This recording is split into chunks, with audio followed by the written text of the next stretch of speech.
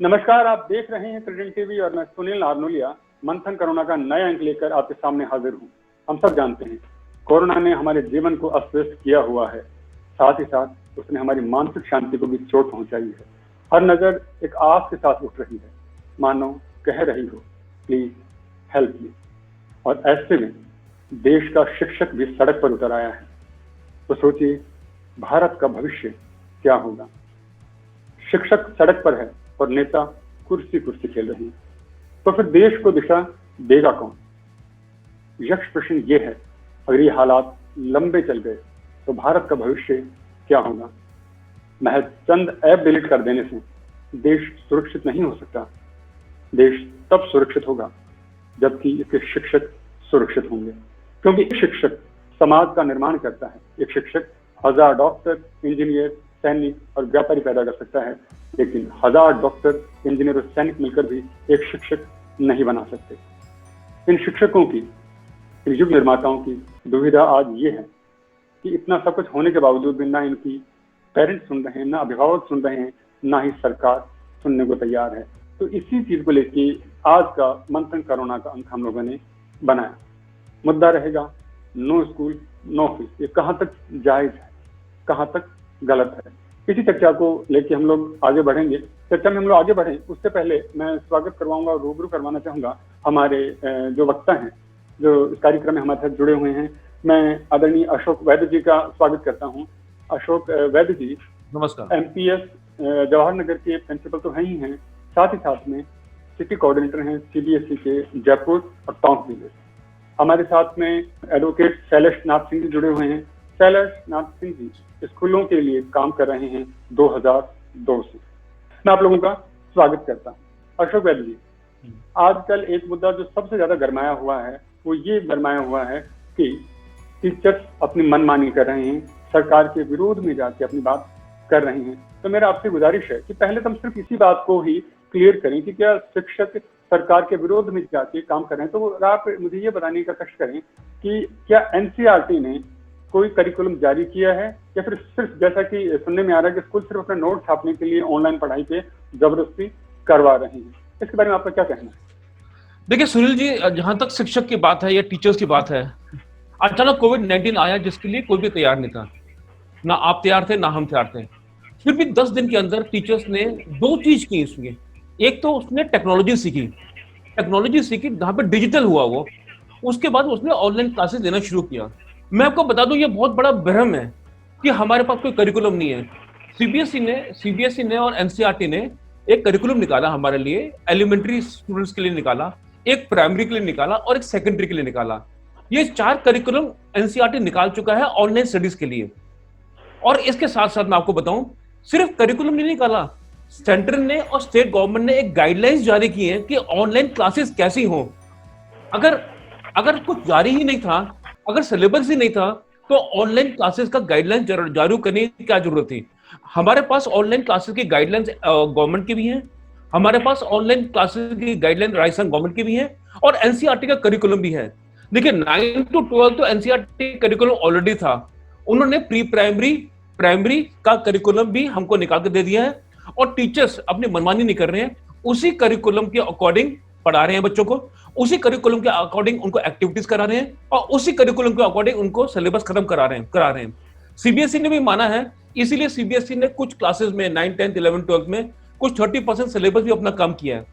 तो इसलिए जो भी कुछ भी पढ़ा रहा है, मैं सुन लीजिए आपकी पहली बात का जवाब दूंगा, बिल्कुल हम करिकुलम और एक्टिविटीज उसी हिसाब से करा रहे हैं जो गवर्नमेंट ने हमको बताई है और जो गवर्नमेंट के नॉर्म्स हैं। जैसे ऑनलाइन क्लासेस के कितने नॉर्म्स हैं, कितने घंटे की होनी चाहिए, हम नॉर्म्स फॉलो कर रहे हैं। तो ये बिल्कुल कहना गलत है कि टीचर्स अपने हिसाब से पढ़ा रहा है, अपने नोट्स पढ़ा रहा है।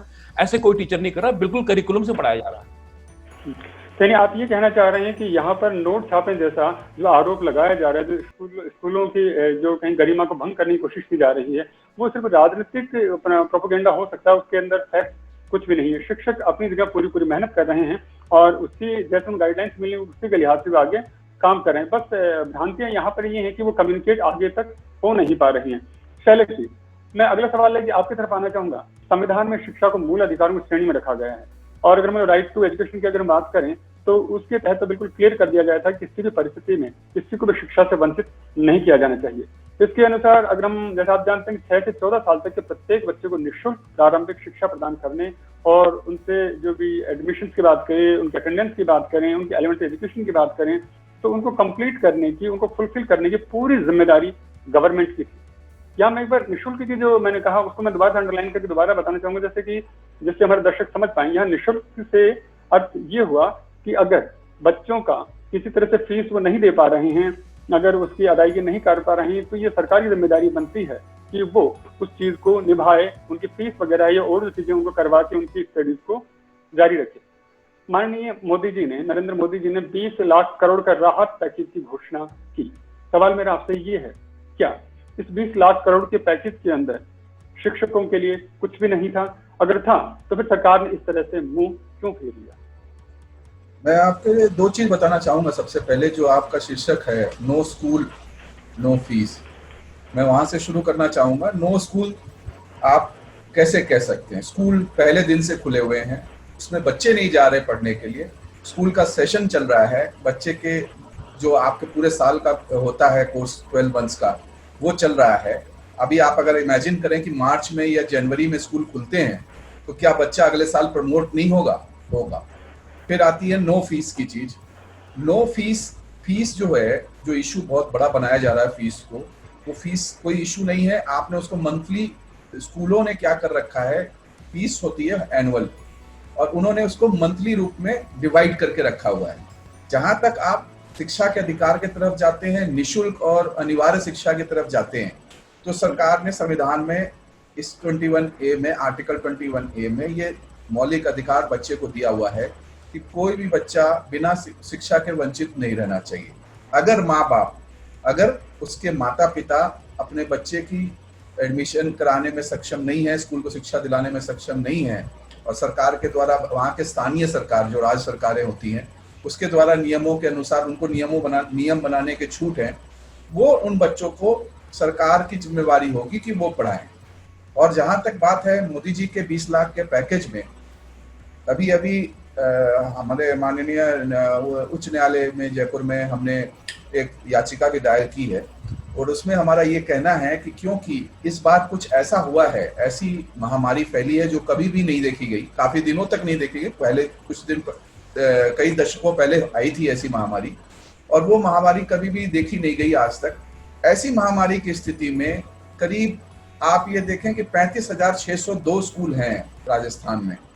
तो हमने ये मांग करी है कि ये 35,200 स्कूलों में करीब 60 लाख बच्चे पढ़ रहे हैं, और अगर इन 60 लाख बच्चों की वार्षिक फीस एवरेज देखी जाए, जिसको इनके पोर्टल पे, राज्य सरकार के पोर्टल पे सभी स्कूलों की फीस मौजूद है, कितने बच्चे हैं स्कूल में और कितनी फीस है प्रति कक्षा वाइज।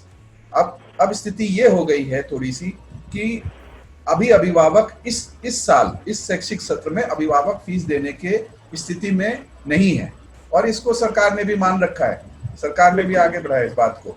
तो ऐसे में हमने उस याचिका में ये मांग रखी है कि सरकार जो आर्थिक पैकेज दे रही है, क्योंकि बिना फीस के ना तो शिक्षक जीवित रह पा रहा है, ना तो स्कूल का संचालन हो पा रहा है, और इन तीनों बातों में सिर्फ बच्चे का नुकसान हो रहा है, बालक का नुकसान हो रहा है, वो शिक्षा के अधिकार से वंचित रह जा रहा है। और इस समय महामारी के समय में एपिडेमिक एक्ट भी लगता है, और एपिडेमिक एक्ट में ऐसी सरकार को पावर होती है कि वो उस पैकेज में से कुछ पार्ट, जो कि करीब हमारे 5,000 करोड़ से 4.5 से 5,000 करोड़ के करीब आता है, वो शिक्षा जगत में दे। और शिक्षा जो संस्थाएं हैं, जो निजी संस्थाएं जो स्कूल चलाते आ रही है, जिसको हम निजी स्कूल कहते हैं, वैसे तो ये गैर सरकारी संस्थाओं के द्वारा संचालित स्कूलें हैं, उनको इस साल वो सहयोग करें कि वो सब शिक्षकों को समय से वेतन दे पाए। ये हमारा कहना है सर। हाँ, बिल्कुल सही बात है, क्योंकि जाहिर सी बात है कि कोई भी आदमी हो, हम लोग ये नहीं कह सकते कि वो सरकार को टैक्स पे नहीं करता। आज मान लीजिए मैं कुछ सामान खरीदता हूँ, मैं कहीं यात्रा करता हूँ, कुछ भी करता हूँ, तो किसी न किसी तरह से सरकार को टैक्स जरूर देता हूँ। अगर मैं रोड पर भी चलता हूँ तो मैं सरकार को टैक्स देता हूँ, अगर मैं खाना खाता हूँ तो मैं सरकार को टैक्स देता हूँ। और उससे बड़ी बात यह है कि सरकार को चुनकर लेकर आता हूँ तो उनकी हर जिम्मेदारी पूरा करने के लिए वो टैक्स ही देता हूँ। तो ये नैतिक जिम्मेदारी भी है सरकार की कि उस चीज को ले कि ये पैंडेमिक की समस्या है, ये कोई मानव जनित बात नहीं है, और एक आपदा इस तरह की है कि जिसने लोगों के जीवन को अस्त व्यस्त किया है, साथ साथ उनकी आर्थिक जो व्यवस्था है उनको भी बुरी तरह से ध्वस्त कर दिया है। तो कहीं ना कहीं इससे जो चीज को लेके सरकार को इस बात पे विशेष तौर पे लेना चाहिए कि हाँ, इसके लिए हमें प्राइवेट स्कूल जो टीचर्स हैं उनको भी कुछ न कुछ सुविधा मुहैया करवाई जाए। मैं अशोक वैद्य एक बार फिर से आपकी तरफ आना चाहूंगा। हमारी दर्शक अभिलाषा शर्मा ने एक सवाल पूछा था हमसे। उनका कहना है कि वो वर्षों से स्कूल चला रही हैं और उनके बच्चे और अभिभावकों के साथ संबंध बहुत अच्छे रहे, लेकिन कुछ दिनों में क्या देखने में आया है कि एकदम से उन अभिभावकों और बच्चों के साथ संबंध बिगड़ते गए थे। कल तक वो जिनके लिए आदर्श हुआ करती थी, आज वही बच्चे, वही अभिभावक उनका गिरेबान पकड़ने को तैयार हो रहे हैं। आपको क्या लगता है ये जो मॉरल ड्यूटी चेंजेस आ रहे हैं उसके पीछे क्या वजह मानते हैं? देखिए, जैसे शैलेश जी भी कह रहे थे, जो आप कह रहे हैं, मैं इसको एक ब्रॉडर एस्पेक्ट में समझाना चाहूंगा। नो फीस, दोबारा अपन पहले मुद्दे पे आ जाते हैं, बिकॉज आपका जो प्रश्न है वो नो फीस के साथ है। अभिलाषा मैडम ने जो क्वेश्चन पूछा है, पहली बात, कौन सफर किया है इस टाइम पे, लॉकडाउन पे? क्या गवर्नमेंट स्टाफ सफर किया है? नहीं। क्या स्टेट गवर्नमेंट स्टाफ सफर किया है? नहीं। क्या फूड एंड बेवरेज इंडस्ट्री सफर की है? नहीं। क्या मेडिकल इंडस्ट्री सफर की है? नहीं। तो कुछ हमारे सोसाइटी में 60-70% ऐसे अपने इंडस्ट्रीज हैं, सेक्टर्स हैं, बैंकिंग है, इंश्योरेंस है, जहां बिल्कुल सफर नहीं हुआ। They can pay the fees. देखिए, दो एस्पेक्ट हैं। एक, जो लोग एक्चुअल में सफर किए 20%, 30%, वी आर विद देम। हम सब स्कूल वाले उनको समझते हैं, उनके साथ हेल्प करना चाहते हैं, and we want to stand with them. लेकिन मेरा प्रश्न ये है कि जो 60% या 70% सक्षम हैं, जो दे सकते हैं, उनको तो आगे आके देना चाहिए। कोई स्कूल वाला अपने पेरेंट्स के साथ खराब रिलेशन नहीं करना चाहता। कल तक भी उनका था, आज भी उनका है। सुनील जी, मेरी बात मानिए, ये लंबा टाइम नहीं है, ये एक दौर है। ये दौर चले जाएगा, ये एक दौर है, चले जाएगा। 1 महीने में, 2 महीने में, 3 महीने में चले जाएगा। उसके बाद वही हम बच्चे हमारे हैं, वही हमारे स्टूडेंट्स हैं।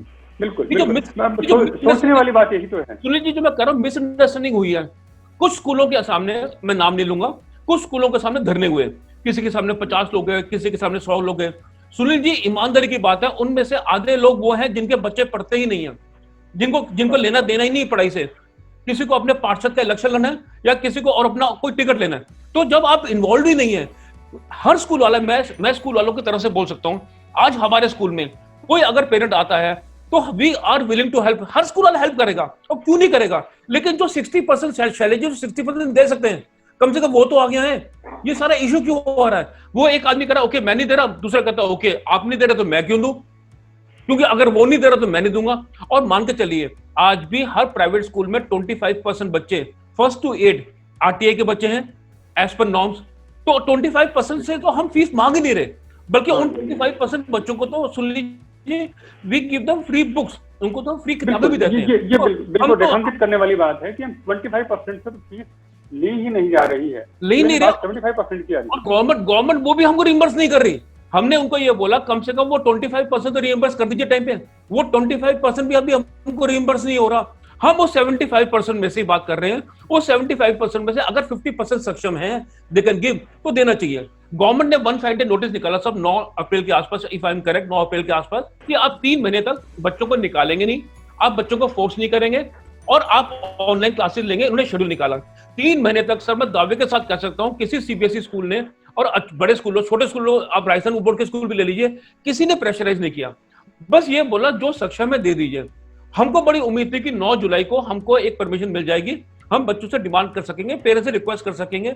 9 जुलाई को हम लोग शिक्षा मंत्री जी से मिले, उन्होंने हमको बोला हाँ जी आप जो कह रहे हैं मैं आपकी बात समझ रहा हूँ। हमारा डेलीगेशन जाके मिला, हमको हमारी पूरी बात समझने के बाद अगले दिन बोलते हैं कि कोई करिकुलम ही नहीं है, कोई सिलेबस ही नहीं है, जबकि हर चीज सिलेबस एनसीईआरटी की है, सबकी है, और नेक्स्ट डे एक महीने का दोबारा निकाल दिया कि आप नहीं देंगे। तो अब ये देखिए, बिना पैसे के how we are going to survive. School में सैलरी भी जा रही है, स्कूल के फंड्स भी जा रहे हैं, बिल्डिंग के पैसे भी जा रहे हैं, सब कुछ लग रहा है। इफ यू देखिए, और जहां तक ऐसी बात है कि नो वर्क नो पे, तो 2 महीने तो रेलवे ने नौकरी भी नहीं की, रेलवे को सैलरी मिल रही है। 2 महीने तो राजस्थान ने भी नहीं की, 2 महीने तो आरएफसी ने भी नहीं की, आप उनको दे रहे हैं। केंद्रीय विद्यालय के टीचर ने भी नहीं की, उसको मिल रही है, नवोदय ने भी की, उसको मिल रही है। तो आपका सारा प्रेशर हमारे स्कूल्स के ऊपर क्यों है? इंटरेस्टिंग बात क्या है, चाहे अधिकारी हो चाहे नेता हो, इन सबके जब बच्चे पढ़ेंगे कहां पे? आप काउंट कर लीजिए, पढ़ने के लिए से ये सब के सब प्राइवेट स्कूल में आएंगे। और जब इशू की बात आती है तो हमारे रिलेशन इन्होंने इतने खराब कर दिए पेरेंट्स से कि हमको रिलेशन बनाने में टाइम लगेगा। टाइम लगे, सही बात है। कहने का मतलब ये राजनीतिकरण का माहौल हो रखा है कि वो खुद की तरफ ना देखिए, सामने वाले गिरबान में झांकने के लिए कह रहे हैं। चलिए एक बार मैं फिर से आपकी तरफ आना चाहूंगा। अगला जो सवाल है हमारे दर्शक ने पूछा है, उनका मानना है कि जो स्कूल जितने में रजिस्टर्ड होते हैं वो समाज सेवी संस्थाओं के नाम के ऊपर रजिस्टर्ड होते हैं। 2 स्कूल से एक स्कूल शुरू होता है और देखते देखते उसके अंदर 20, 50, 100 कमरे तक भी हो जाते हैं। इसी तरह से अगर हम लोग बात करें तो उनके संचालकों की जो लाइफ स्टाइल है वो भी बदलती नजर आती है। उनका कहना है कि किसी न किसी तरह, ठीक है वो एनजीओ के तहत रजिस्टर जरूर होते हैं, लेकिन चोर गलियों के जरिए मुनाफा निकाल लिया जाता है। उनका सिर्फ इतना सा है कि अगर चोर गलियों के जरिए पैसा निकाला गया है तो जाहिर सी बात है कहीं न कहीं मुनाफा सेव करके रखा भी होगा। क्या उनकी नैतिकता उनसे ये नहीं कहती, या फिर कोई बोर्ड या फिर कोई गवर्नमेंट का लॉ इस तरह का नहीं है कि वो इन 2 या 3 महीनों की जिम्मेदारी अपने पेरेंट्स के लिए, अपने बच्चों के लिए लें? मैं ये कहना चाहूँगा पहले कि एक बड़ा ही शिक्षा के माहौल में एक परिवार राजस्थान में या पूरे देश में एक निजी शिक्षा, निजी शब्द इस्तेमाल करके ये काफ़ी एक बनाया गया माहौल जिससे काफ़ी कुछ बिगड़ रहा है। मेरा ये कहना है कि अगर आप इनकम कर रहे हैं, आप इनकम कर रहे हैं और आप पैसे अपने घर ले जा रहे हैं संस्था के, स्कूलों के, उसके लिए कई एजेंसियां बनी हुई है सरकार की। टैक्स चेक करने वाली इनकम टैक्स है, आपके ईडी है, ये सब लोग हैं, ये सब डिपार्टमेंट्स सरकार के बन रखे हैं। आप किसी को खड़े होकर रोज कहें कि अगर उसके पास कोई गाड़ी आ गई है तो वो स्कूल से पैसे लेके आया है और उसके ऊपर आरोप बढ़ दें कि वो लूट रहा है, वो लुटेरा है स्कूल वाला, ऐसा करना गलत होगा। अगर आप किसी के ऊपर आरोप ना लगा करके उसकी जांच कर लें, अगर आपको कोई कष्ट है तो आप उसकी जांच कर लें, उसकी संस्था की जांच कर लें। आजकल ज्यादातर संस्थाएं जो है फीस चेक से लेती हैं, ज्यादातर संस्थाओं के। अब आप ये देखें कि इस वक्त शिक्षा विभाग के पास, अभी ये वैद साहब कह रहे थे, बड़ी अच्छी बात कह रहे थे कि इनको किसी शिक्षा मंत्री ने कहा, किसी राज्य के, सब मेरे ख्याल से मैंने आज हमारे राज्य के, राजस्थान के शिक्षा मंत्री ने कहा कि सिलेबस है ही नहीं। तो मैं एक क्वेश्चन पूछना चाहूंगा कि आप कोई भी नियम और कानून खोल लें, सिलेबस बनाने की जिम्मेवारी किसकी होती है? स्कूल की होती है कि शिक्षा विभाग की होती है? पहली बात। दूसरी बात, अगर वो शिक्षा के ऐसे पद पे बैठे हुए आदमी अगर ये कहते हैं कि कोई सिलेबस नहीं, स्कूल खुला नहीं, मैं फिर उसी शब्द पे आता हूँ, नो स्कूल नहीं है साहब। आप किसी अभिभावक से पूछिए कि मार्च 2021 को अगर उसका बच्चा क्लास 5 में है तो क्या उसको अगले साल भी 5 में रखना चाहेगा कि 6 में ले जाना चाहेगा? वो कहेगा नहीं साहब, हम 6 में ले जाना चाहते हैं अपने बच्चे को, तो स्कूल तो चल रहा है। दूसरी बात, ये फीस का मामला लेकर के आप देखें, 35,000 स्कूल है राजस्थान में, 35,603 स्कूल हैं हमारे लिए जो रिकॉर्ड्स पे हैं MHRD और डाइस के अनुसार। 35,603 में से अगर आप सिर्फ 2,000 स्कूलों को निकाल दें तो बाकी लो बजटरी स्कूल हैं। अगर आप अभी की स्टडी रिपोर्ट देखें, 2017-18 में एक संस्था ने स्टडी किया था, राज्य सरकार से सारे डेटा उठाए थे और सब कुछ उठाए थे। उन्होंने जब निकाला कि टोटल बच्चे जो पढ़ रहे हैं आपके करीब हैं 77,96,938, यानी 78 लाख से करीब बच्चे पढ़ रहे हैं प्राइवेट स्कूलों में राजस्थान स्टेट में, और 78 लाख का जब एवरेज फीस निकाला गया तो वो 6,000 रुपए आई साहब, यानी 500 रुपया महीना।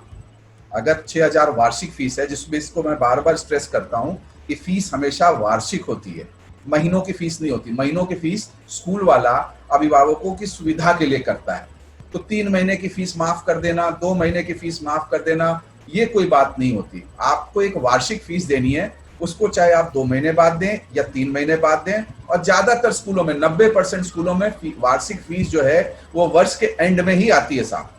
अगर आप प्रैक्टिकल उनकी स्टडी देखें, उनकी फीस का फ्लो देखें तो 90% 90 to 92% फीसें जो है वो जनवरी, फरवरी, मार्च में आती हैं, जब वो सेशन एंड होने वाला होता है फाइनली एग्जाम का। और जब 6,000 की एवरेज फीस आ रही है प्राइवेट स्कूलों की, और आप क्या है कि प्रोजेक्शन क्या होता है कि स्कूल का माहौल खराब करने के लिए, जैसे कुछ वोट बैंक बनाने के लिए, कई चीजों के लिए इस तरह के फैसले ले लिए जाते हैं। साहब 3 महीने की फीस डेफर की जाती है, साहब 2 महीने और आपको फीस नहीं देनी है। इससे क्या हो रहा है कि 3 स्तंभ हैं शिक्षा के। वो 3 स्तंभ में क्या क्या है? एक स्कूल संचालक मंडल है जो स्कूल संचालन करता है, एक उसमें काम करने वाला शिक्षक है और स्टाफ है, और तीसरा उसके अभिभावक हैं। बालक के इर्द गिर्द 3 स्तंभ हैं जो उसकी शिक्षा को, जो उसको पाल कर पोस कर बड़ा कर रहे हैं और उसको शिक्षित बना रहे हैं। वो तीनों स्तंभ इस कोरोना काल में परेशानी झेल रहे हैं।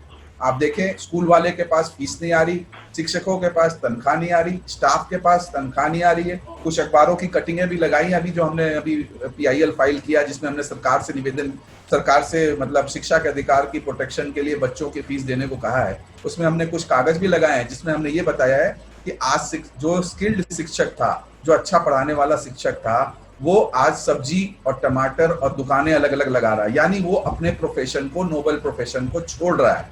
अगर कल को कभी भी फिर रेगुलर स्कूल खुल गए, उस समय वो शिक्षक को ढूंढ के कहाँ से लाएगा, और वो शिक्षक के नहीं आने से कोई अनट्रेन्ड शिक्षक उसकी जगह लेगा, क्योंकि स्कूल को तो चलाना है उनको, तो वो कोई ट्रेन्ड शिक्षक उतना नहीं होगा। जो काफी अनुभवी शिक्षक हैं वो छोड़ के चले जाएंगे इस प्रोफेशन को।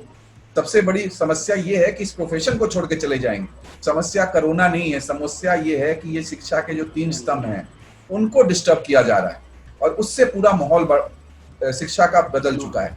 आज पेरेंट स्कूल वाले को नहीं देखना चाहता, स्कूल वाला पेरेंट से परेशान है। शिक्षक रोज सवेरे अपने स्कूल वाले को फोन करता है कि आज मेरे पास खाने को नहीं है, आज मेरे पास ये नहीं है। तो पूरी तरह से शिक्षण व्यवस्था जो है इस स्टेट की चरमरा ना जाए, देश की, इनफैक्ट देश की बता रहा हूँ, देश की भी चरमराने की स्थिति पे। आप गुजरात ले लें, आप पंजाब ले लें, हर जगह अभिभावक और स्कूल संचालक आमने सामने हैं, और बीच में सरकार खड़े होकर के किसी चीज को, सरकार ने अभी जैसे डेफर किया है फीस को, आप देखें कि वो डेफरमेंट का ऑर्डर है। डेफरमेंट एक मोरेटोरियम होता है, जैसे लोन की किस्तें जा रही हैं आपकी, और सरकार ने कह दिया आप 2 महीने लोन मत दो, हम आपको अभी कुछ नहीं करना, हम कुछ कहने नहीं आएंगे, लेकिन 2 महीने बाद उसी लोन को उसको चुकाना है। तो ये हमारा ये कहना है कि जब अभिभावक, जो भी अभिभावक सक्षम अभिभावक नहीं है, जिनके पास पैसे नहीं है, उनकी सरकार मदद करे, यही हमारा कहना है। ये बड़ी अच्छी सी बात निकल के आई। मैं बात को लेके एक चीज मैं कहना चाहूंगा जो आपने बोली थी, जो शैलेश जी ने भी अच्छा असर दिया उसका। देखिए, हम कहते हैं कि we are profit making institution, ऐसा नहीं है। ये सारे स्कूल्स देखिए एनजीओ नहीं चलाता, सोसाइटी चलाती है। हाँ, एनजीओ भी चलाता सोसाइटी में, सोसाइटी एक्ट बना हुआ है। हम we can not have profit with more than 10%, और वो भी हमको उसमें इन्वेस्ट करना पड़ता है, हम उसमें विड्रॉ नहीं कर सकते। देखिए सरप्लस होता है, प्रॉफिट नहीं होता, सरप्लस होता है, तो we will not do it, number 1। Number 2 thing, किसी भी अगर अपन बड़े स्कूल की बात करते हैं, जो बड़े स्कूल की बात करते हैं अपन, 70 to 75% expenses is on staff salary. क्योंकि आज के जमाने में गवर्नमेंट हमको बोलती है, अगर हम सीबीएसई स्कूल की बात करें, कि आप स्टाफ को 7th पे कमीशन देंगे। अगर एक तरफ आप कहते हैं आप 7th पे कमीशन देंगे, तो अगर 7th पे कमीशन दे रहे हैं, 6th पे कमीशन दे रहे हैं, तो आपका 65 to 70%, और कुछ स्कूलों को तो 75% तक कॉस्टिंग चले जाता है स्टाफ सैलरी में। तो इतने रेवेन्यूज और इतना सरप्लस निकलता नहीं है जितने लोगों को लगता है, क्योंकि जो भी प्रमोटर होता है उसका कोई अलग बिजनेस भी होता है, कुछ अलग काम भी करता है, तो उसका वहां का भी फ्लो होता है। तो सारा फ्लो यहाँ से निकलता नहीं है स्कूल से प्रॉफिट में, सोसाइटीज में। नहीं, मेरा ये कहना है कि उसमें मैं ये कहना चाहूंगा, ऐड करना चाहूंगा कि सोसाइटीज का सरप्लस रखने का पावर होता है। सोसाइटीज नॉन प्रॉफिट मेकिंग होती हैं। अगर आपको लगता है आप किसी भी स्कूल पे इल्जाम लगा रहे हैं, या किसी संचालक स्कूल पे, संस्था पे इल्जाम लगा रहे हैं कि वो प्रॉफिट मेकिंग कर रहा है, तो आपके पास एजेंसीज हैं, आप जांच कर लीजिए उसकी। लेकिन उसके संचालन के बाद को लेकर के सभी स्कूलों पे आरोप लगा देना, जो 500 रुपए महीने लेकर के पढ़ा रहा है, मेहनत कर रहा है, उसमें स्कूल के जो मेन लोग होते हैं वो भी जॉब पे होते हैं, वो भी टीचर हैं, वो भी बेचारे एक टीचर हैं, शिक्षक हैं, और वो भी मेहनत कर करके अपने स्कूल में बच्चे जुटाते हैं, बच्चों को पढ़ाने की कोशिश कर रहे हैं। आज भी ऑनलाइन क्या चल रहा है, ऑनलाइन में भी लोग प्रयास कर रहे हैं ऑल्टरनेटिव एजुकेशन देने का। जिस समय कोई एजुकेशन की व्यवस्था नहीं है, उस समय वो ऑल्टरनेटिव एजुकेशन की व्यवस्था कर रहे हैं, और उसके ऊपर आरोप ये आ रहा है कि ऑल्टरनेटिव एजुकेशन इसलिए दिया जा रहा है कि फीस कलेक्शन करना है। फीस तो इनके है, एग्जिस्ट कर रही है, किसी की फीस माफ नहीं हुई है, ना ही कोई स्कूलों की फीस माफ कर सकता है, कोई नहीं कर सकता साहब। संस्थाओं की फीस है, वो नहीं कर सकते माफ। स्कूल की फीस कोई हाई कोर्ट, सुप्रीम कोर्ट ने मना कर दिया कि हम इंटरफेयर नहीं करेंगे इस फीस में, सुप्रीम कोर्ट ने भी खुद कह दिया। लेकिन ये बात रेखांकित करने वाली बात है कि पेरेंट्स को समझना होगा कि एक बात जरूर बोलूंगा मैं सर, एक बात जरूर बोलूंगा। जब लॉकडाउन हुआ मार्च में, कोई प्रिपेयर नहीं था, हम भी प्रिपेयर नहीं थे। मेरे टीचर के पास लैपटॉप था या नहीं था, उस टीचर को मैं तारीफ करूंगा, सारे टीचर्स की, पूरे राजस्थान के, पूरे इंडिया के टीचर्स की। इन्होंने अपने आप टेक्नोलॉजी सीखी, ये इन्होंने अपने आप सीखा। हमको जूम चलाना है, या माइक्रोसॉफ्ट चलाना है, या गूगल चलाना है, we have to appreciate them. हमको अप्रिशिएट करना चाहिए वो टीचर जो हिंदी का टीचर है, वो टीचर जो संस्कृत का टीचर है। उसने पहले डिजिटल सीखा, कहां सीखा? घर के अंदर रह के। क्यों सीखा? बच्चे को पढ़ाने के लिए। हमको उनकी कदर करनी चाहिए, हमको अप्रिशिएट करना चाहिए। एक टीचर जिसकी उम्र 52 ईयर की है या 54 ईयर की है, उसने एक नई चीज सीखी, टेक्नोलॉजी सीखी। आज ठीक है, हम खुल गए हैं, हम बाहर आके ट्रेन कर सकते हैं, मैं आपको सिखा सकता हूं, लेकिन अप्रैल में, मार्च में कौन बाहर आ रहा था? तो हमको इंसान अप्रिशिएट करने की जगह हम उन पे एलिगेशन लगा रहे हैं, वो गलत है। एलिगेशन लगा, डिमोरलाइज किया जा रहा है, वो गलत है। सर मैं अशोक जी आप इससे एक बात का और भी वो निस्तारण चाहूंगा, तो ये भी कहीं न कहीं एक पर्दा सा पड़ा हुआ है कि कोई भी जो स्कूल वगैरह हैं वो कुछ भी रियायत देने को तैयार नहीं, कोई माहौल। अब जैसे पीछे मेरी बात चल रही थी, तो कई पेरेंट्स ने भी, कई जो संस्थाओं ने भी मुझसे पूछा कि बोले स्कूल्स वगैरह इस तरह से हैं कि वो किसी तरह से भी कोई सामंजस्य स्थिति में नहीं है, कोई भी मध्यवर्ती रास्ता अपनाने को तैयार नहीं है। तो क्या स्कूल पूरी तरह यूं ही अड़े हुए हैं कि हमारी जो फीस है मतलब पूरी की पूरी ली जाएगी, सिर्फ ट्यूशन फीस ही ले रहे हैं? जैसे कहने में ट्रांसपोर्टेशन फीस से अभी नहीं लग रही है, तो क्या वो भी ले रहे हैं, या फिर और जो इस तरह की और भी बहुत सारी फीस होती है, क्या उनको कुछ रियायत दी जा रही है या फिर नहीं दी जा रही है? सुनील जी, आपका जो क्वेश्चन है इतना अच्छा क्वेश्चन है, मैं क्लैरिफाई करना चाहूंगा। हर स्कूल वाला एक पेरेंट भी है, कुछ स्कूल वाले अभिभावक भी हैं, हम भी उनका दर्द समझते हैं। हर स्कूल वाला तैयार है कुछ ना कुछ मदद करने के लिए पेरेंट्स को, लेकिन मेरी बात है टोटलिटी की मदद बहुत मुश्किल है। आज मैं कहता हूं कि ओके मैं सबको 10% डिस्काउंट दूंगा मेरे 4000 बच्चों को, तो उसका कोई मतलब नहीं है, क्योंकि जिस पेरेंट की इनकम अच्छी है उसको 10% से फर्क नहीं पड़ेगा, और जिस पेरेंट की नौकरी गई है सवाल दूसरा था।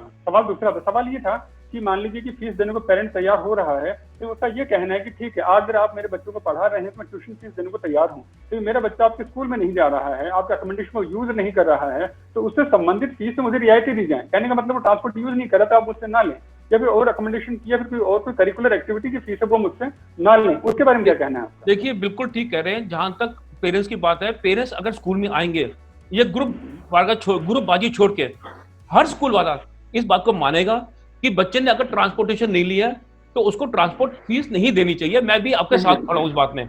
अगर उसने प्राइवेट ऑटो लगाया है, प्राइवेट वैन लगाई है, वो उसका नजरिया है, ही हैज टू से इट।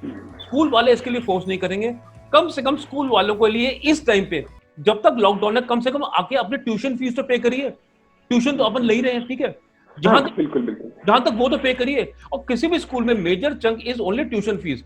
ट्रांसपोर्ट तो जो, देखिए एक और चीज बताऊं सुनील जी आपको मैं, कोई स्कूल वाला ट्रांसपोर्ट फी में कमा नहीं सकता।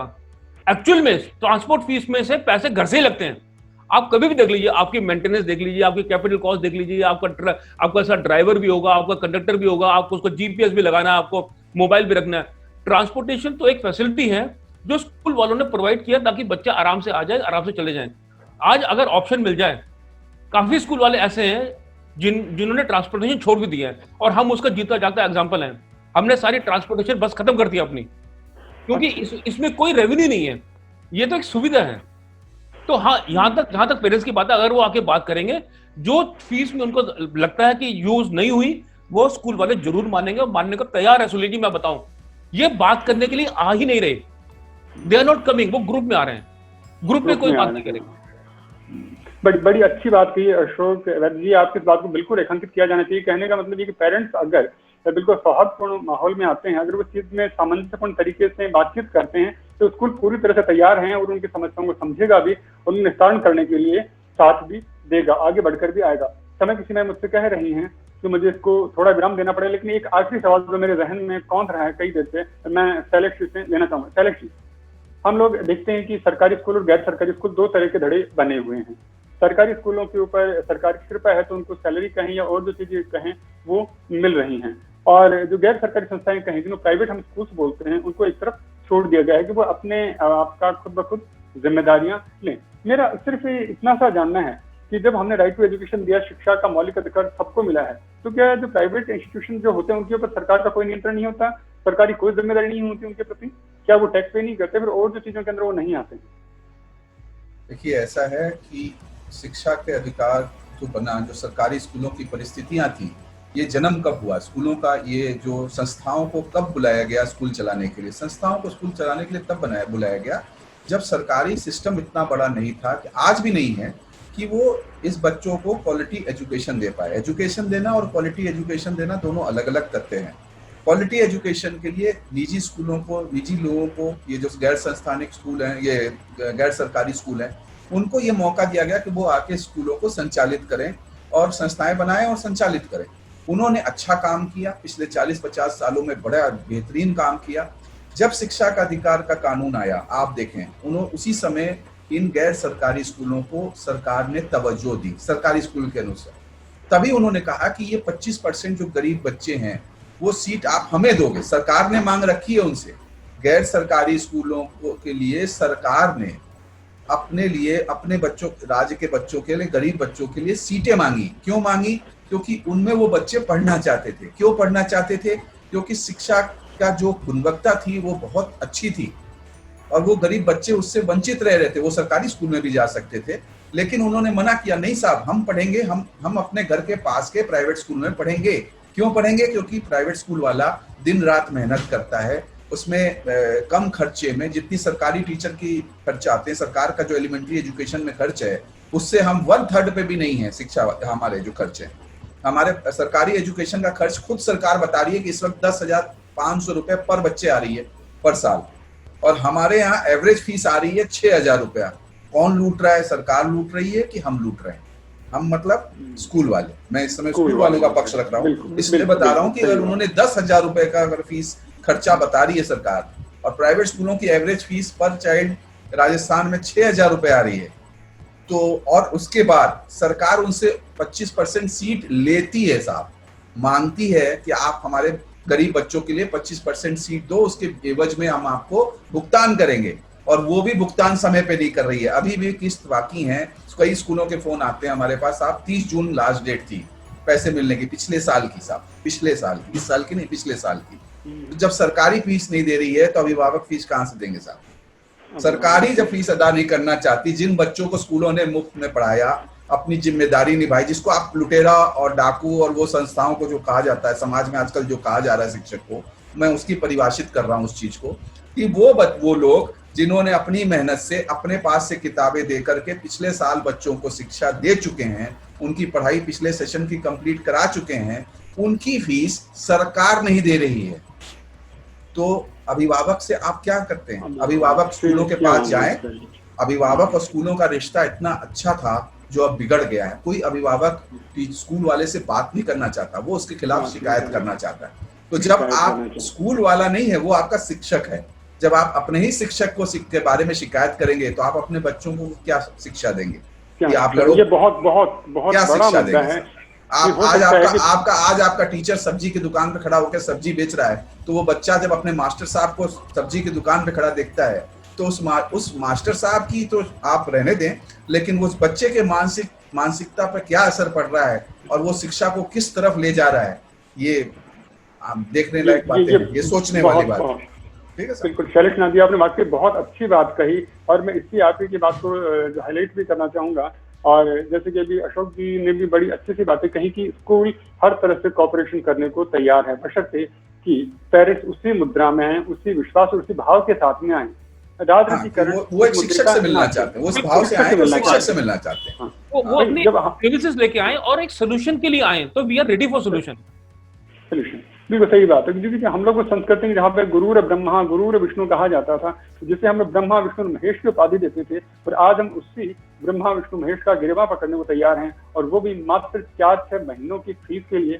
सोचने की बात है कि 4-6 महीनों की फीस अगर एक बार दे भी दी जाए और उनको लगता है गलत है, गैर वाजिब, उसके बावजूद भी दे दी जाए, वो ना देंगे तो उससे होगा क्या? उनके बच्चों की मानसिकता पे क्या असर पड़ने वाला है? क्या आने वाले समय के अंदर वो अपने शिक्षकों की, अपने गुरुओं का आदर कर पाएंगे? उन्हें नहीं लगेगा कि उन्होंने अपने गुरु पे, अपने शिक्षक पे फतेह पा ली, उन्होंने उसको अपने लिहाज से मोल्ड कर लिया है। तो क्या हम लोग 4-6 महीने की फीस के लिए आने वाले भविष्य को अंधकार में नहीं डाल रहे हैं? इस बिगड़ती संस्कारों की वेला में हम और अंधकार की तरफ नहीं जान रहे हैं? ये सोचना पेरेंट्स को होगा, क्योंकि बच्चे उनके हैं, उन्हें क्या करना है। उनके पास दोनों ऑप्शन हैं, वो राजनीति भी कर सकते हैं और बिल्कुल सही भविष्य के लिए शिक्षकों के साथ में बैठकर कोई मध्यावधि रास्ता भी निकाल सकते हैं, वो चाहें तो। जैसे कि अभी अशोक वैद्य जी ने बड़ी अच्छी सी बात की कि हम पूरी तरह से तैयार हैं। तो जब एक शिक्षक की बात कह रहा है कि पूरी तरह से तैयार हूँ, कोई मेरे पास उस उद्देश्य से आए तो सही, तो फिर पेरेंट्स को, अभिभावक को और क्या चाहिए? तो मैं इस शो के माध्यम से यह अपील करूंगा कि सभी अभिभावक अपने टीचर से, अपने स्कूल संस्थाओं से मिलें और अपनी अपनी समस्याएं बताएं। स्कूल आपके समस्याओं को निस्तारण के लिए पूरी तरह से दायित्व लेता है, जिम्मेदारी लेता है, क्योंकि जितने बच्चे वो आपके, उतने बच्चे उनके हैं, जितने घंटे वो आपके साथ बिताते हैं उतने ही घंटे वो उनके साथ ही बिताते हैं। और एक शिक्षक को भी उतनी ही खुशी होती है जब उसका विद्यार्थी किसी स्कूल में किसी एग्जाम में टॉप आता है जितनी उसके माता पिता को होती है। तो फक्र दोनों करते हैं। तो दोनों इस दर्द को भी और इस दुविधा को भी समझें, एक दूसरे का साथ दें और इसी के साथ भविष्य को अंधकार में जाने से बचाएं। इसी आशा और इसी अपील के साथ मैं आज के शो का समापन करना चाहूंगा। आप लोग इस कार्यक्रम से जुड़े और अपनी बातों से बहुत सारी जो अंधकार वाले जो पर्दे पड़े होते हैं उनको हटाया, उसके लिए मैं आपका तहे दिल से आभार व्यक्त करता हूँ। धन्यवाद। Thank you. धन्यवाद सुनील जी।